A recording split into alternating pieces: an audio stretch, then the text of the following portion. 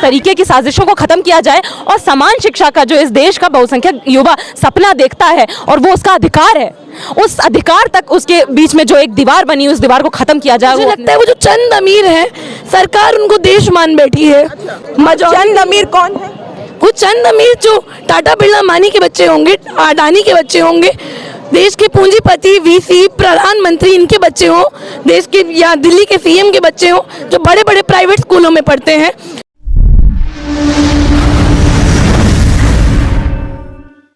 नमस्कार, मैं cell Bhardwaj, सब्रिक TV देख रहे हैं आप। इस समय मैं डीयू के बाहर मौजूद हूं। देख सकते हैं यहाँ पे छात्रों का प्रदर्शन हो रहा है NEP 2020 को लेकर के।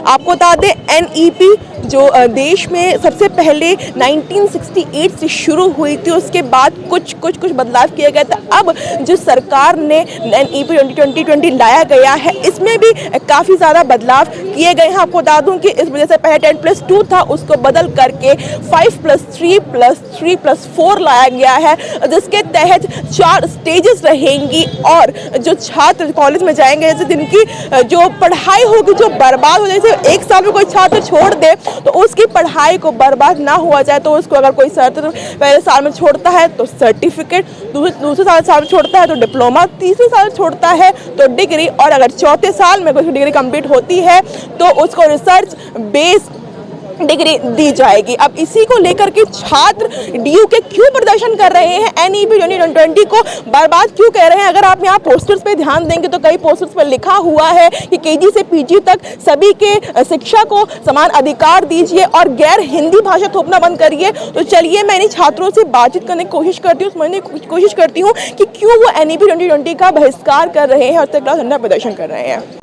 ये मेरे संग डीयू की छात्र मोहिता मौजूद है। मैं आपसे जानना चाहूँगी कि आप लोग NEP 2020 का बहिष्कार क्यों कर रहे हैं? क्योंकि बहुत से छात्र ये कह रहे हैं कि काफ़ी अच्छा है ये, इससे हम लोग को और नॉलेज प्रोवाइड होगी, हमारे स्किल्स का डेवलपमेंट होगा, लेकिन डीयू के छात्र यहाँ पे आप लोग धरना प्रदर्शन कर रहे हैं इसके खिलाफ।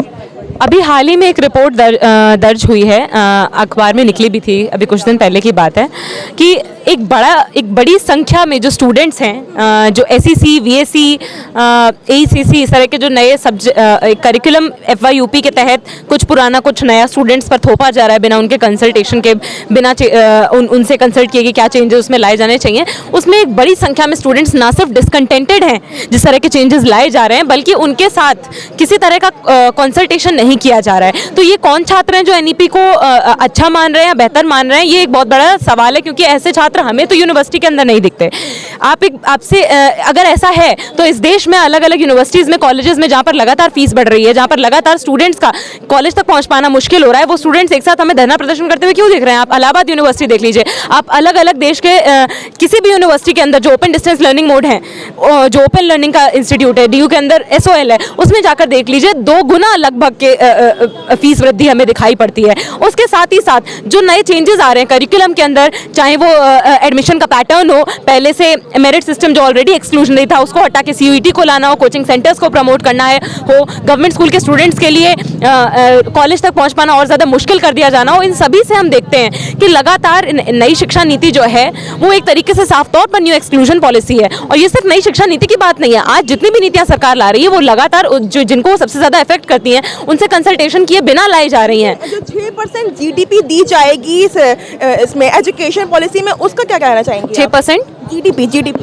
सबसे पहली बात, पहले 4.43 थी। साफ तौर पर साफ एक बात हम इसको अगर समझना चाहें तो इस तरह से समझ सकते हैं कि क्या अभी जो शिक्षा पर खर्चा होने वाला है इस नई शिक्षा नीति के बाद से, क्या वो पहले जो शिक्षा पर खर्चा हो रहा था बजट का उससे बढ़ा है? नहीं। साफ तौर पर नई शिक्षा नीति का जो ड्राफ्ट है वो कहता है कि जो शिक्षा पर सरकार का खर्चा होना चाहिए उसको धीरे धीरे पब्लिक प्राइवेट और पब्लिक फिलैंथ्रोपिक पार्टनरशिप्स के थ्रू उसको आगे बांटने की कोशिश की जाएगी। और उसी का नतीजा हम देख रहे हैं कि अगर शिक्षा पर GDP आप कितना भी % कुछ भी एलोकेट कर दीजिए, आम छात्र उसको किस तरह से समझते हैं कि हमें जो शिक्षा मिल रही है उस पर सरकार का जो पैसा लगना चाहिए, जनता का जो सरकार अपनी जेब से नहीं देती है, सरकार जो भी पैसा खर्च करती है वो मेहनत का जनता का ही पैसा है, उस पर जो खर्चा है वो बढ़ रहा है कि घट रहा है? वो साफ तौर पर बढ़ रहा है। बजट भी आने वाला है 1 फरवरी को, तो लोग काफी उम्मीद है उस बजट से। आप एक बात बताइए, बजट तो नीति के हिसाब से ही चलेगा ना। जब आपकी नीति साफ साफ कह रही है कि अब आप यूजीसी से ग्रांट लेने की बजाय, अनुदान देने की बजाय यूनिवर्सिटीज को आप लोन देंगे, वो भी रैंकिंग के आधार पर देंगे कॉलेजेस को, यूनिवर्सिटीज को, तो मेरी बहनें इस देश में जो अलग अलग हिस्सों से, गाँव से आती हैं, स्टेट यूनिवर्सिटीज तक नहीं पहुंच पाती हैं, तो उन स्टेट यूनिवर्सिटीज के अलग अलग कॉलेजेस की फीस इतनी बढ़ जाएगी। इसी यूनिवर्सिटी के अंदर जो नीचे के कॉलेजेस हैं उनकी फीस इतनी बढ़ जाएगी, जो जिनकी रैंक अच्छी है वो ऑटोनॉमस हो सकते हैं, स्वायत्त हो सकते हैं।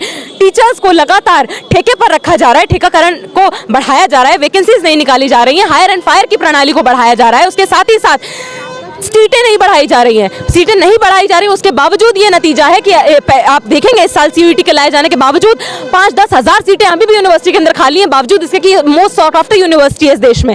तो ये सारे आंकड़े, ये सारा डेटा अपने आप बहुत सारी चीज़ें कहता है, और ये यही कहता है कि आज साफ तौर पर जो नई शिक्षा नीति है, ना तो उससे छात्र खुश है, ना वो बहुसंख्यक छात्रों के हितों में है। अगर होती तो हमें इन यूनिवर्सिटीज़ के अंदर, इन कॉलेजेस के अंदर और ज़्यादा सीटें बढ़ती हुई दिखती, जो नहीं दिखती हैं। हम यहाँ पर जून के महीने में एक महीने तक अनिश्चितकालीन धरना प्रदर्शन पर बैठे थे कि इन सभी कॉलेजेस में इवनिंग मोड में कॉलेजेस शुरू किए जाएं। इन सभी कॉलेजेस में जब तक हम नए कॉलेज खुलते नहीं देखते, तब तक सीटें बढ़ाए जाने के लिए और ज़्यादा छात्र यहाँ पर पढ़ पाएं, जो वंचित समुदाय से आ रहे हैं, उनके लिए सब कॉलेजेस में इवनिंग क्लासेस, इवनिंग बैच को शुरू किए जाने की ज़रूरत है, जो हमें यहाँ पर नहीं दिखाई पड़ता अभी भी।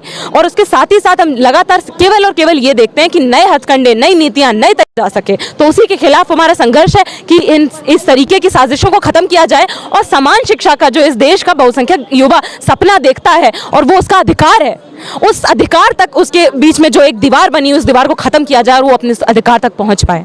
दीवार को खत्म किया जाए, उस तक छात्र पहुंच पाए। मैं आपसे जानना चाहूंगी, अब ऐसा जो हुआ है कि अगर छात्र कॉलेज में पढ़ रहा है, अगर किसी भी कारण से वह 1 साल के बाद निकल गया है, तो उसको सर्टिफिकेट प्रोवाइड होगा, 2 साल बाद निकलता है तो डिप्लोमा प्रोवाइड होगा। लेकिन पहले ऐसा नहीं था। पहले अगर आप बीच में निकल जाते थे तो आपकी शिक्षा में नुकसान होता था, वो पढ़ाई पे कोई मायने नहीं रखती थी। तो आप इस पर क्या सोचती हैं?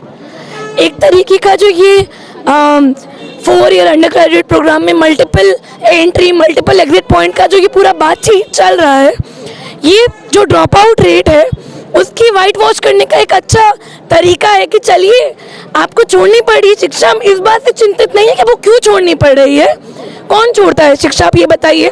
आप फीस बढ़ा दीजिए, आप स्कॉलरशिप बंद कर दीजिए। कितने सारे छात्र हैं जो नहीं अफोर्ड कर पाते, उनको शिक्षा छोड़नी पड़ती है, क्योंकि इस देश में आज़ादी का अमृत महोत्सव मना रहे हैं लोग, उसके बावजूद हमारे देश में मुफ्त शिक्षा नहीं है, पैसे लगते हैं शिक्षा लेने के लिए। और इन यूनिवर्सिटीज़ में 70,000, 80,000 इस संख्याओं में सीट है, जहाँ इतना सारा युवा है जो कभी छात्र नहीं बन पाता, वो युवा ही रहता है। उसकी 12वीं के बाद 13वीं हो जाती है शिक्षा प्रणाली से, उनको काम करना पड़ता है। और जो आता है किसी तरह जोड़ के मेहनत करके 1 साल पढ़ाई लेने भी, 2 साल वो डिग्री लेना चाहता है। हम ये नहीं सोचते कि कोई जो डिग्री लेना चाहता है उसकी क्या मजबूरी हुई कि उसको 1 साल 2 साल में ड्रॉप आउट करना पड़ा। पर जहाँ पर हमारे यहाँ डिग्री की कोई कीमत नहीं है, पीएचडी करा हुआ आदमी क्लर्क की नौकरियों के लिए आवेदन भरता रहता है, अर्जियाँ लगाता है। आपने देखा होगा बिहार में भी हुआ था कि 10वीं की जहाँ पर ज़रूरत थी, कौशल मांग रहा था, वहाँ पीएचडी के लोग अप्लाई कर रहे थे और 10वीं वाले लोग विरोध कर रहे थे कि भाई वो तो ज़्यादा पढ़ा लिखा है, वो तो ले जाएगा हमारी नौकरी भी। ऐसी बेरोजगारी का आलम है हमारे देश में। आप बताइए कि जहाँ पे डिग्री की कोई वैल्यू नहीं है, वहाँ ये डिप्लोमा सर्टिफिकेट की कुछ वैल्यू है? बस ये याद दिलाएगा शायद वो उस छात्र को कि वो अपनी शिक्षा पूरी नहीं कर पाया। क्योंकि मुझे नहीं लगता कि जिसको हिस्ट्री या पॉलिटिकल साइंस या किसी भी सब्जेक्ट में 4 साल पढ़ाई करनी थी, वो 1 साल के उस सर्टिफिकेट से कुछ भी कर पाएगा इस जॉब मार्केट में। क्योंकि जॉब मार्केट इतना कॉम्पिटिटिव है, जहाँ पर 70,000 में 10 लोगों को डिग्री के बाद नौकरी मिलती है, वो सर्टिफिकेट वाले को क्या नौकरी मिलेगी? तो चाहे वो सुनने में अच्छा लगता है कि कोई नहीं आप छोड़े सर्टिफिकेट ले जाइए, कि चलिए आपको ड्रॉप आउट करना पड़ा, ये नहीं, उल्टा सुनने में बस अच्छा लगने वाली ने बात कर दी है। इसका अगर आप मटीरियली देखेंगे कि क्या फ़ायदा है उस सर्टिफिकेट का, क्या सरकार वो 1 साल के सर्टिफिकेट के लिए कोई नौकरी भी निकालती है, तो हम बात करेंगे कि सरकार ने कुछ करा। बिल्कुल ये कह रही हैं कि सर्टिफिकेट निकाल सके, लेकिन उसके क्या सरकार नौकरी निकालती है? दूसरा सवाल आपसे ये है कि जो आपके बैनर पे साफ दिख रहा है कि आप लोगों ने लिखा हुआ है कि गैर हिंदी भाषा और छात्रों पर हिंदी भाषा थोपना बंद करिए, तो क्या हिंदी भाषा सीखना गलत है? हिंदी भाषा सीखना गलत नहीं है, पर अभी तक हमने देखा है कि एक सिस्टम रहा है जहाँ हिंदी इंग्लिश सब ऑप्शन मिलता था छात्रों को, क्योंकि हमारे देश में हिंदी को दर्जा नहीं है कि वो राष्ट्रभाषा है। हमें पता है कि दक्षिण भारत से आने वाले लोग, नॉर्थ ईस्ट इंडिया से आने वाले लोग जो हैं, वो उनकी मदर टंग, उनकी मातृभाषा हिंदी नहीं है, वो लोग दूसरी भाषाएं बोलते हैं। और इसके बावजूद उनको ज़बरदस्ती हिंदी में एईसी में परीक्षा दिलवाना, उन पर थोपना है हिंदी का। अगर हिंदी सीखनी होगी किसी को, वो अपनी इच्छा से हिंदी ले सकता है, पर आप ऑप्शन ही नहीं देंगे तो मजबूरन हिंदी लेगा। तो क्या हम ये चाहते हैं कि हम किसी पे हिंदी थोपें? अगर मैं आपको बोलूं कि चलिए आपको अभी डिग्री तब मिलेगी जब आप तमिल बोलने का पेपर देंगी, तो क्या आपको अच्छा लगेगा? कुल मिला के यह है कि जो यहाँ के छात्र हैं वो NEP 2020 का पूरी तरीके से विरोध कर रहे हैं। निजीकरण की बात भी लोग कहते हैं कि सरकार यह कहती है कि निजीकरण से जो है हमारे देश का उत्थान होगा, देश की प्रगति होगी, और आप लोग निजीकरण की भी वो कर रहे हैं कि वो सही नहीं है। मुझे लगता है कि देश के लिए, सरकार के लिए देश का मतलब वो, अभी आपने कल, आप पत्रकार हैं, आपने पढ़ा होगा कि कल ही खबर आई थी कि देश के कुछ चंद अमीरों के पास 70 करोड़ करीब आबादी से ज़्यादा धनराशि है। तो मुझे लगता है वो जो चंद अमीर हैं, सरकार उनको देश मान बैठी है, क्योंकि देश की जो चंद अमीर कौन है? वो चंद अमीर जो टाटा बिरला अंबानी के बच्चे होंगे, अडानी के बच्चे होंगे, देश के पूंजीपति, वीसी, प्रधानमंत्री, इनके बच्चे हों, देश के या दिल्ली के सीएम के बच्चे हों, जो बड़े बड़े प्राइवेट स्कूलों में पढ़ते हैं, वो तो निजीकरण का फायदा उठा रहे हैं। तो उनको क्या ज़रूरत है सरकारी वित्त पोषित शिक्षा की आने की? वो जाए एमिटी में, वो जाए ऑक्सफोर्ड, बाहर जाए विदेश में प्राइवेट शिक्षा ले, जो वो ले सकते हैं। पर जहाँ इस देश में सरकारी स्कूलों से पढ़ने वाला बच्चा आता है, जब सरकारी कॉलेज में आने की उसकी बात आती है तो उसको जगह नहीं मिलती है, या सरकारी कॉलेजों में, सरकारी विश्वविद्यालय में जगह मिलती है, तो उन चंद प्राइवेट, बड़े बड़े प्राइवेट स्कूलों से पढ़ने वाले बच्चों को, जो पहले मेरिट में 99%, 100% लाते थे, और अब CUET में कोचिंग जा के उसमें सीटें ले जाते हैं ना, ये नई सीटें खोलती हैं। आप अभी मुझसे पहले जिनसे बात करी, जब बजट की बात कर रही थी, पिछले साल हमारे भारत के इतिहास का सबसे छोटा बजट निकाला गया था। ये वो सरकार है। ये सीतारमण ने एक बयान भी दिया है, जो वो ये कह रही हैं उसमें कि मैं खुद मिडिल एज फैमिली से आती हूँ और मुझे पता है कि उनका दुख क्या होता है। तो कभी भी देश में बजट ऐसा नहीं आता है जिसमें जो मिडिल एज लोग होते हैं उनमें साल 5 लाख से ज़्यादा कोई GDP उसमें लगे, इसकी तनख्वाही हो 5 लाख। निर्मला सीतारमण ने जो अपनी बातें रखी हैं, उसका एक छोटा सा उदाहरण ले लेते हैं। ये बहुत समझती हैं कि किसकी वो कितनी ज़रूरत है। इन्होंने हाहाकार मचाया कोरोना का 2 साल, देश के मजदूर पैदल गए अपने गांव तक, इन्होंने ऐसा लॉकडाउन लगाया, हमारे यहाँ इतने लोग मरे, जहाँ पर अंतर्राष्ट्रीय एयरपोर्ट से आने रोक कर ही फ्लाइटों को, शायद कोरोना महामारी से हम बच सकते थे। हमने देखा हमारे देश में स्वास्थ्य व्यवस्था का क्या ढांचा है। पिछले साल का बजट आप देखिए, ना ही कोई नए अस्पताल खोलने की बात हुई, ना ही स्वास्थ्य का बजट में कोई बढ़ोतरी करी गई। जब मुफ्त वैक्सीन लगाई गई, वो जो मुफ्त वैक्सीन लगाई गई, उसके बाद इन्होंने पहले बोला कि हाँ वैक्सीन लगा रहे हैं, उसका देखते हैं, उससे बिल्कुल कोरोना नहीं होगा। फिर धीरे धीरे बोला कि कोरोना होगा तो आप बच जाएंगे, इससे आपकी इम्यूनिटी बढ़ेगी। तो वैक्सीन इन्होंने लगाई, और वो भी देश की जिम्मेदारी बनती है। पर इतने लोगों को जो कोरोना फैला है ना, इसको रोका तभी जा सकता था जब कोरोना एयरपोर्टों से हमारे देश में आ रहा था। खैर, हम कोरोना की बात नहीं कर रहे हैं, NEP की बात कर रहे हैं, तो NEP पर ही रहते हैं। जब शिक्षा का बजट नहीं बढ़ाया जाता, जब नई शिक्षा नीति लाते हैं और उसमें नए कॉलेज खोलने की बात नहीं होती, सीटें खोलने की बात नहीं होती, स्टेट यूनिवर्सिटीज़ में क्या हो रहा है उसकी तो कुछ बात होती ही नहीं है। तो बजट में आप कुछ भी करिए, जब नीति ही खराब है, जब आपका ढांचा ही खराब है, तब उसमें कितना भी पैसा लगाएंगे उसका क्या होगा? कहने को तो इन्हें बेटी बचाओ बेटी पढ़ाओ में बहुत पैसा लगाया था, कहाँ गया उसका पैसा? एडवर्टाइजमेंट्स में। तो बात ये नहीं है कि पैसा देना चाहिए, बट वो पैसा किस तरीके से किसको कितना मिल रहा है, वो कैसे निर्धारित होगा? सरकार उसमें सिर्फ ये देख रही है कि कौन कितना मुनाफा बना पाएगा, ये नहीं देख रही है कि कौन कितनी शिक्षा पा पाएगा। और ये जो दोहरापन है, ये आज का पैदा किया हुआ नहीं है। हम नहीं कहते कि नई शिक्षा नीति ही है जो दोहरापन लाई है शिक्षा में, हम तो उल्टा ये कहते हैं कि हमारे देश की शिक्षा हमेशा दोहरी रही है। चाहे वो एक दिल्ली विश्वविद्यालय के अंदर रेगुलर SOL का दोहरापन हो, चाहे वो सरकारी स्कूल, प्राइवेट स्कूल का दोहरापन हो, एक दोहरापन चलता आ रहा है। और इस खाई को चौड़ा करने का काम ये नई शिक्षा नीति कर रही है।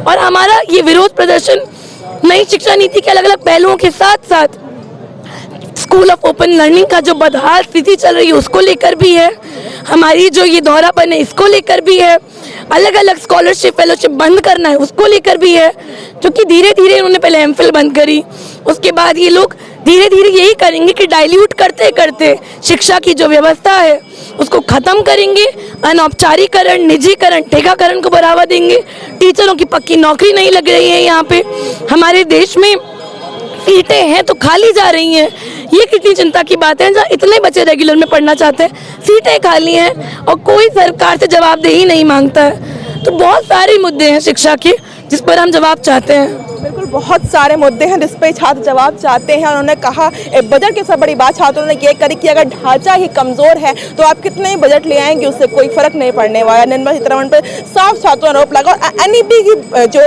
बात छात्र कर रहे हैं कि हम इसका पूर्ण तरीके से बहिष्कार करते हैं। जब हमने इनसे पूछा कि जो नया बदलाव आए हैं कि अगर कोई भी छात्र किसी कारण निकल जाता है कॉलेज के फर्स्ट ईयर तो सर्टिफिकेट मिलेगा, तो वो ये कह रहे थे कि सर्टिफिकेट की बात तो सरकार ने तुरंत कर दी, पर सरकार ने क्या ये देखा कि सर्टिफिकेट से कोई नौकरी उसको मिल पाएगी। तो अब देखना यह है कि छात्रों को यहाँ पे पूर्ण तरीके से बहिष्कार किया है एनईपी 2020 का, उसको लेकर के सरकार पे क्या कुछ असर पड़ता है। तो फिलहाल के लिए इतना ही, बाकी तमाम खबरों के लिए बने हमारे साथ और देखते हैं नवयुग टीवी। धन्यवाद।